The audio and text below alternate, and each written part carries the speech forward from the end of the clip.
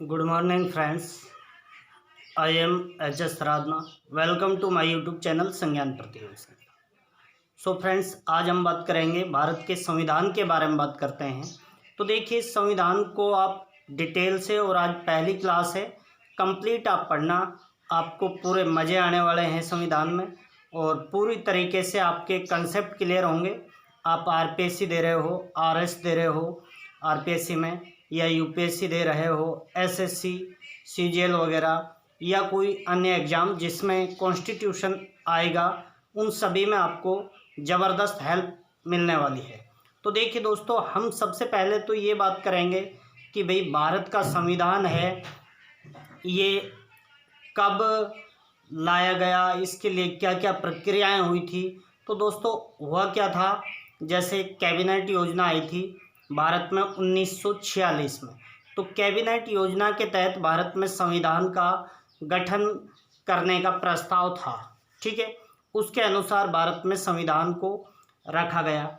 तो देखिए, हम सबसे पहले हम बात करेंगे यहाँ पर कि जो सबसे पहली बैठक हुई थी संविधान सभा की, वो हुई थी 9 दिसंबर 1946 को।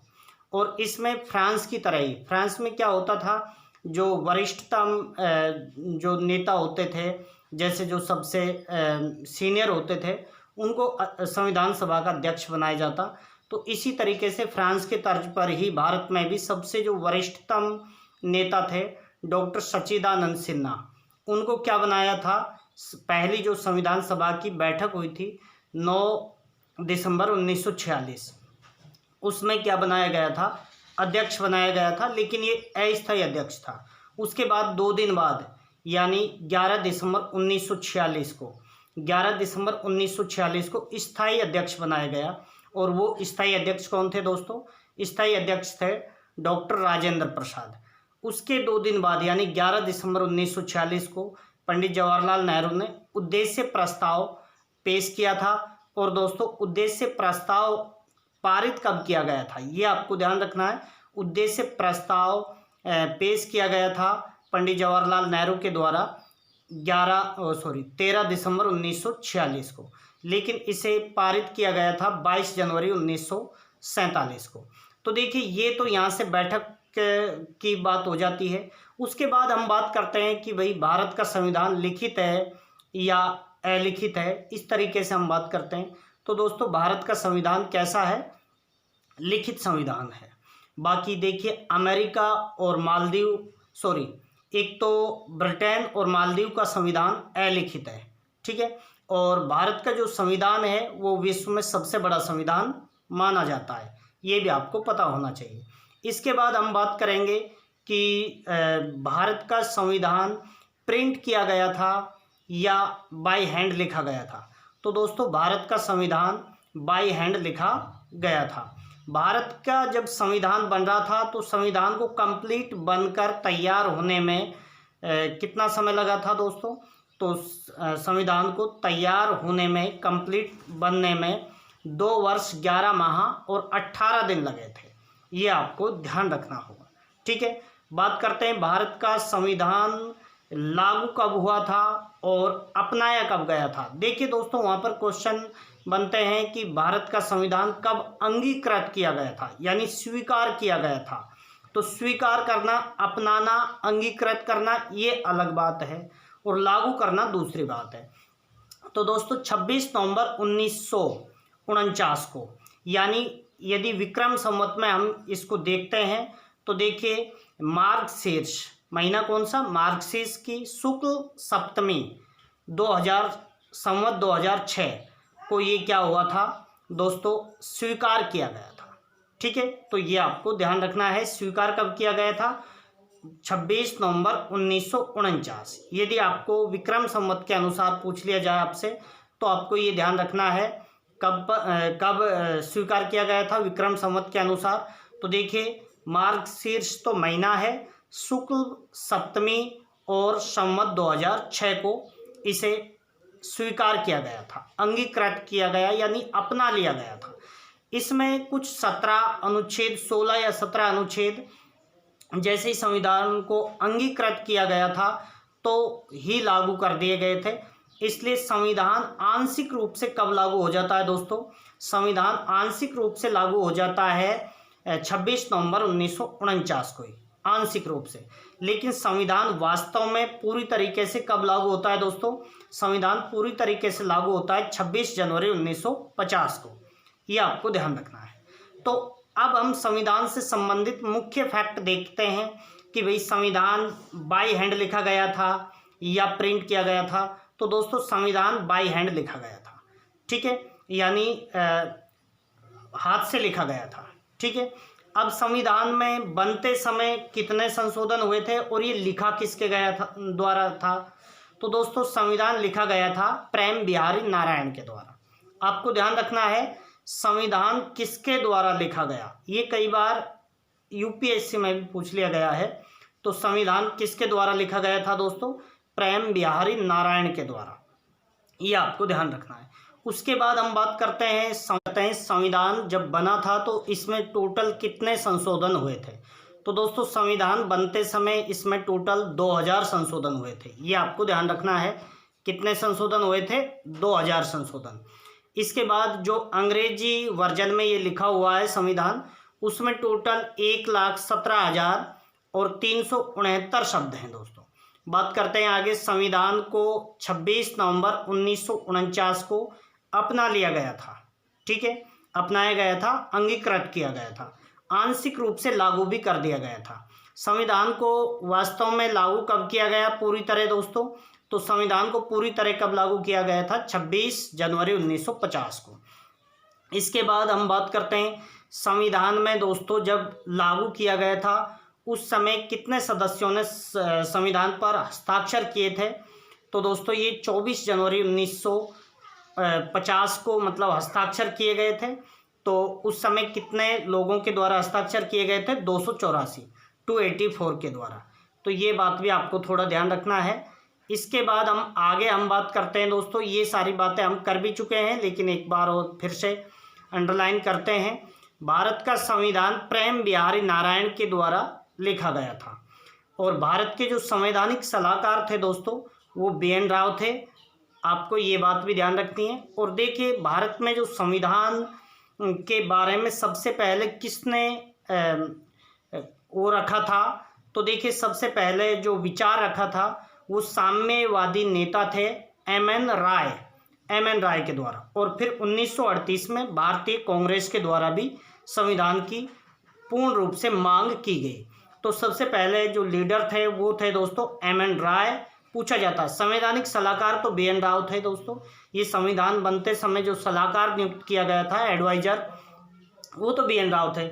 लेकिन जैसे ही संविधान का जो विचार आया सबसे पहले वो साम्यवादी लीडर थे। उनका नाम क्या था दोस्तों? उनका नाम MN राय। और कांग्रेस ने कब मांग करी थी संविधान की दोस्तों? तो ये करी थी 1938 में। तो ये बात भी आपको थोड़ा ध्यान रखना है। अब जब संविधान की बात करते हैं दोस्तों तो जैसे ही संविधान सभा का गठन किया गया तो उसमें कितने सदस्यों की बात की गई थी? उसमें 389 सदस्य की बात की गई थी कि भाई 389 सदस्य होंगे संविधान सभा में, जिनमें से 296 तो कहाँ से होंगे दोस्तों? ब्रिटिश भारत से। ब्रिटिश भारत में भी इसमें भी अलग अलग कर दिया गया था कि भाई 292 तो ब्रिटिश प्रांतों से होंगे और 4 होंगे कमिश्नरेट क्षेत्र हैं, जो आयुक्त क्षेत्र हैं वहाँ से होंगे, ठीक है। तो इस तरीके से टोटल ब्रिटिश क्षेत्र से कितने?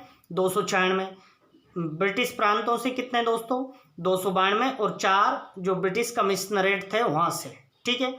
और इसमें 93 देसी रियासतों से। तो देखिए स्टार्टिंग की संख्या आप ध्यान रखना, स्टार्टिंग में कितनी संख्या निर्धारित की गई थी? 389, जिसमें से 296 तो ब्रिटिश क्षेत्र से और 93 कहाँ से थे? देसी रियासतों से, ठीक है। अब हम बात करते हैं दोस्तों आगे। तो देखिए 93 कहाँ से थे? देसी रियासतों से। संविधान सभा के लिए चुनाव कब करवाए गए थे दोस्तों? संविधान सभा के लिए चुनाव करवाए गए थे जुलाई अगस्त 1946। अब संविधान सभा में जो चुनाव करवाए गए थे वो प्रत्यक्ष मतदान नहीं हुआ था, अप्रत्यक्ष मतदान हुआ था। ये क्वेश्चन पूछा जाता है दोस्तों। अप्रत्यक्ष कैसे हुआ था? क्योंकि कुछ ही लोगों ने मतलब सभी को व्यस्क मताधिकार के आधार पर नहीं हुए थे, तो इसमें सभी लोगों ने भाग नहीं लिया था, इसलिए आपको ये बात ध्यान रखनी है। इसके बाद हम बात करते हैं, जैसे ही चुनाव हो गए, जैसे ही संविधान सभा के जो चुनाव हुए थे, तो दोस्तों चुनाव होते समय क्या हुआ, 208 सीटें तो कांग्रेस ने जीत ली और मुस्लिम लीग की सीटें 73 आई थी। तो यहीं से उनका भारतीय जो संविधान बन रहा था उसके प्रति उनकी रुचि खत्म हो गई थी। 73 सीट आई थी और जो 93 सीटों पर जो बात हुई थी देशी रियासतों में मनोनीत करना है, उन्होंने इसका बहिष्कार किया था। ये सीटें पूरी तरह नहीं भरी थी और 15 सीटें थी दोस्तों। 15 सीटें किन के पास आई थी? 15 सीटें आई थी दोस्तों, एक तो छोटे छोटे जो दल बने थे उनके पास, और जो स्वतंत्र यानी निर्दलीय होते हैं उनके पास आई थी। तो दोस्तों आपको ध्यान रखना है 208 सीटें किसके पास आई थी जैसे ही संविधान सभा के चुनाव हुए थे? कांग्रेस के पास। इसके बाद हम बात करते हैं मुस्लिम लीग के पास कितनी आई थी? ओनली 73। बात करते हैं 93 पर चुनाव नहीं होना था, वो मनोनीत होके आने थे लेकिन वो पूरी नहीं भर पाई क्योंकि जो देशी रियासत थी उनके शासकों ने इसका बहिष्कार किया था। और 15 सीटें किसके पास थी दोस्तों? 15 सीटें छोटे दल और स्वतंत्र के पास। ठीक है, तो ये आपको यहाँ पर यही ब्यौरा दे रखा है। कांग्रेस के पास 208, मुस्लिम लीग के पास 73 और देशी रियासतों के लिए 93 थी, इन्होंने बहिष्कार किया, अलग रखा अपने आप को। और यहाँ पर निर्दलीय और छोटे दलों के पास 15 सीटें। इस तरीके से ये ब्यौरा था।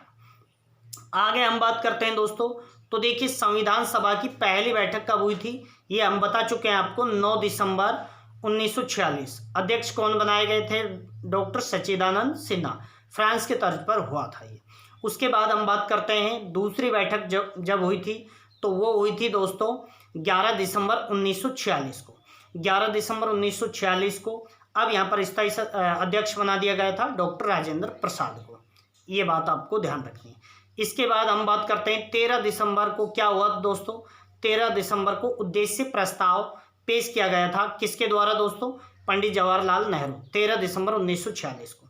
और ये पारित कब हो गया था दोस्तों उद्देश्य प्रस्ताव? 22 जनवरी 1947 को। तो ये बात भी आपको ध्यान रखनी है। लेकिन दोस्तों जैसे ही भारत का विभाजन होता है तो क्या हो जाता है, यहाँ पर पाकिस्तान के लिए अलग संविधान बनता है और भारत के लिए अलग संविधान बनता है। तो यहाँ पर जो 389 थी यानी 389 सीटें थी, उनको घटा करके फिर भारत के लिए कितना कर दिया गया था दोस्तों? 299। यहाँ पर आपको आंकड़े अलग अलग हैं। स्टार्टिंग में 389 थी, जिनमें से कांग्रेस कितने पर जीती? 208 पर, मुस्लिम लीग 73 पर, 93 किसके लिए थी दोस्तों? देशी रियासतों के लिए, लेकिन उन्होंने खुद से अलग रखा, कुछ ने मनोनीत करके भेज दिए थे। ठीक है, और बाकी 15 पर निर्दलीय और छोटे दल वो जीत के आए थे। तो वहाँ अलग मैटर था, तब तक भारत अलग नहीं हुआ था। लेकिन जैसे ही भारत का विभाजन हुआ तो अब 389 की बजाय कितनी सीटें रख दी थी भारत के लिए संविधान सभा में? ये रख दी थी 299 दोस्तों। ठीक है, अब आपको ध्यान रखना है, ये बाय मिस्टेक थोड़ा मिस्टेक से लिख गया है।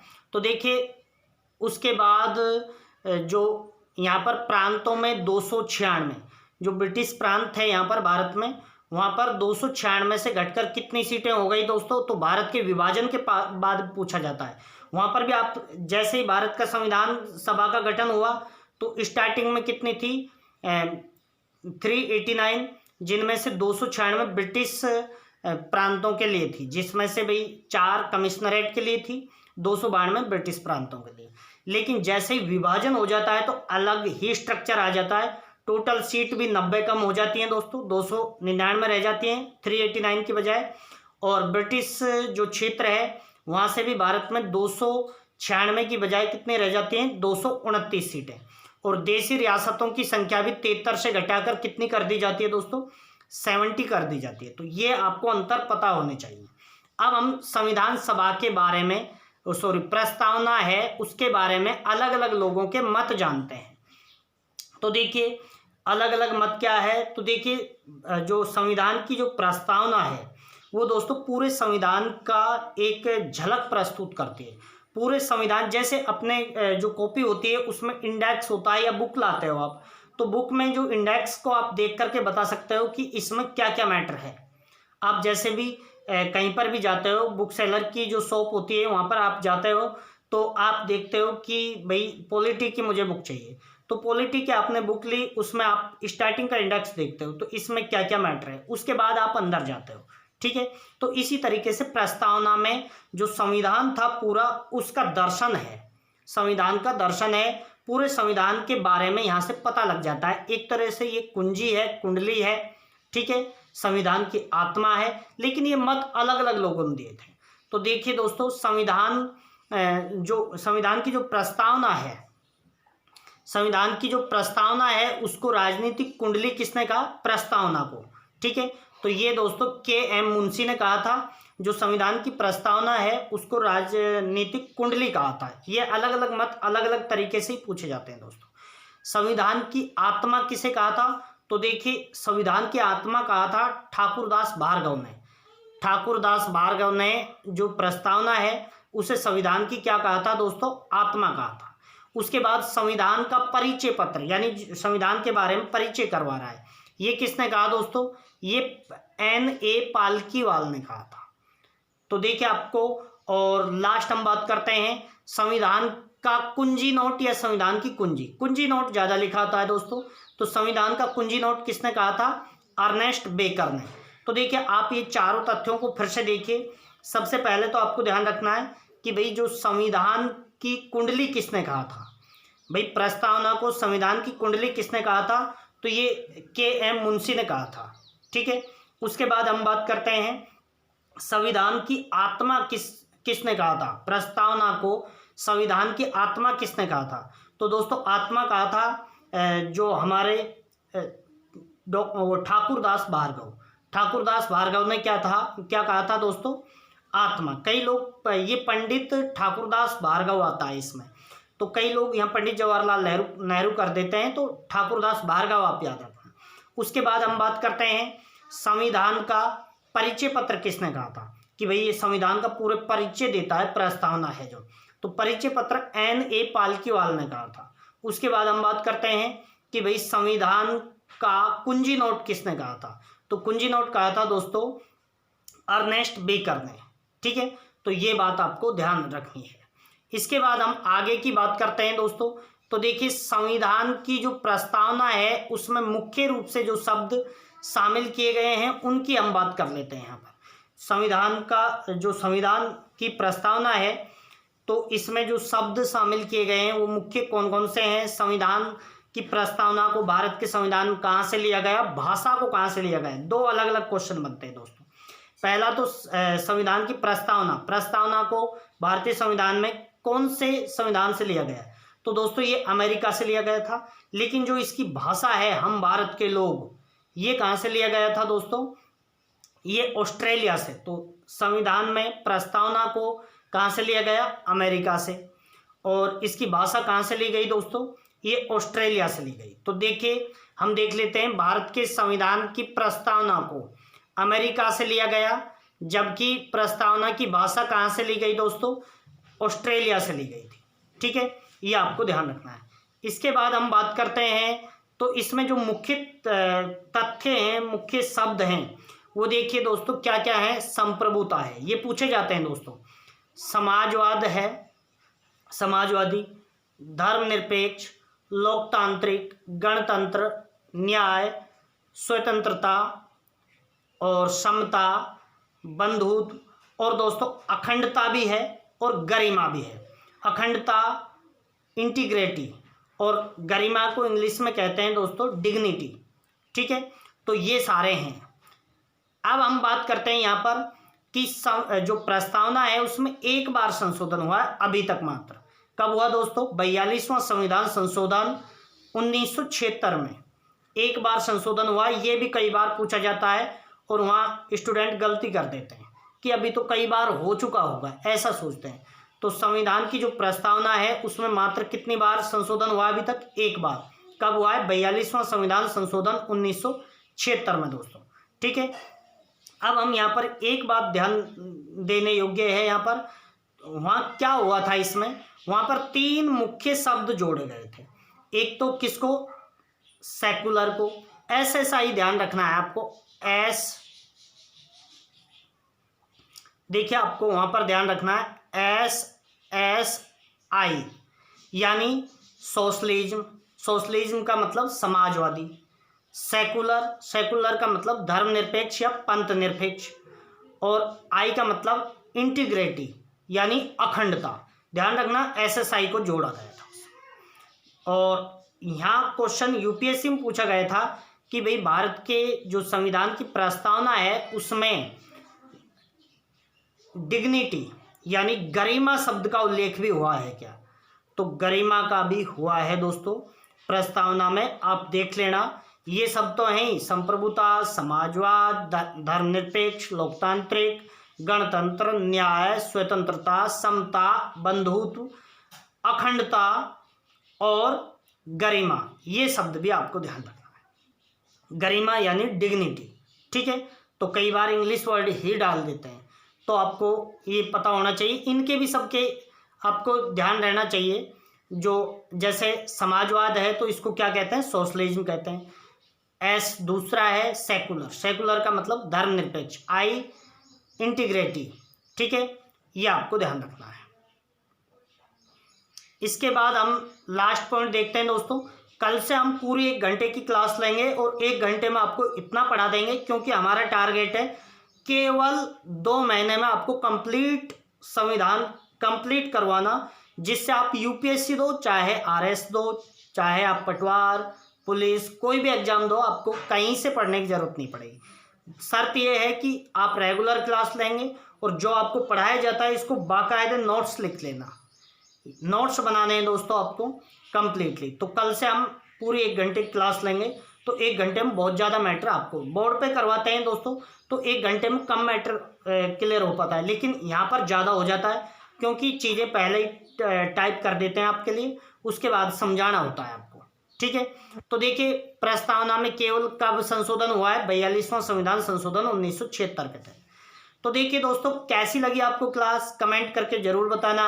और दोस्तों आप 2 मंथ चैलेंज आप झेलिए, 2 महीने तक आप जुड़े रहिए हमसे। और शाम को दोस्तों 5 बजे आपकी किसकी क्लास होगी, शाम को 5 बजे आपकी होगी जो हमारा राजस्थान का कल्चर है उसकी। तो जो राजस्थान की तैयारी कर रहे हैं वो भी उस क्लास को ज़रूर ज्वाइन करें। और आप कॉन्स्टिट्यूशन की ये क्लास आप कंटिन्यू शेयर करें, सभी स्टूडेंट तक जाएं, सबके पास पहुंचे ये क्लास, क्योंकि ज़बरदस्त, इससे बेहतर कोई पढ़ा नहीं पाएगा। आपको मज़े आ जाएंगे, आपको पता चलेगा। जैसे आप इसके बाद क्या पढ़ोगे, इसके बाद जैसे आप भारत संघ पढ़ोगे, संघ में सारे राज्यों का निर्माण पढ़ोगे, केंद्र शासित प्रदेश कब बने, राज्य कब बने, स्टार्टिंग कितने राज्य थे, कितने केंद्र शासित प्रदेश थे। उसके बाद आप पढ़ोगे दोस्तों जैसे मतलब संगठन तो 1 से 4 में हो जाएगा। उसके बाद नागरिकता पढ़ोगे, नागरिकता पर 1-2 क्वेश्चन जरूर आएंगे, क्योंकि इस बार नागरिकता संशोधन अधिनियम आया है 2019 में। उसके बाद दोस्तों भाग 2 के बाद आप भाग 3 पढ़ोगे, मौलिक अधिकार यानी मूल अधिकार, ह्यूमन राइट्स पढ़ोगे। जबरदस्त, आज तक नहीं पढ़ा होगा आपने, इतना जबरदस्त आपको मैटर दिया जाएगा। आज तक आप यही जानते होंगे कि भारत का संविधान किसके द्वारा लिखा गया, तो आप BR अम्बेडकर जानते होंगे, लेकिन लिखा किसके द्वारा गया था, राइटिंग किसकी थी दोस्तों, प्रेम बिहारी नारायण की थी। अम्बेडकर जी क्या थे दोस्तों, प्रारूप जो कमेटी थी, भारत का जो संविधान है इसका मसौदा तैयार किया था, ठीक है। तो ये सारी चीज़ें आपकी क्लियर होंगी, आपको एक एक चीज़ पर मज़ा आने लगेगा, कैसे कैसे क्या होता है, ये सारी बातें, ठीक है दोस्तों। जय हिंद, जय भारत। शाम को 5 बजे की राजस्थान कल्चर की क्लास लेना न भूलें, आपको कंप्लीट मैटर दिया जाएगा, आपको कहीं से पढ़ने की ज़रूरत नहीं पड़ेगी, ना किसी बुक की ज़रूरत पड़ेगी, आप रेगुलर क्लास लें। 2 मंथ चैलेंज है दोस्तों, 2 महीने में कंप्लीट तो पॉलिटी में कॉन्स्टिट्यूशन पढ़ाऊँगा और कंप्लीट आपको राजस्थान की हिस्ट्री और कल्चर, 1 महीने में आपको कल्चर कंप्लीट करवाऊँगा, 1 महीने में हिस्ट्री। आप देख लेना कितनी मज़ा आने वाला है। थैंक यू दोस्तों, जय हिंद, जय भारत।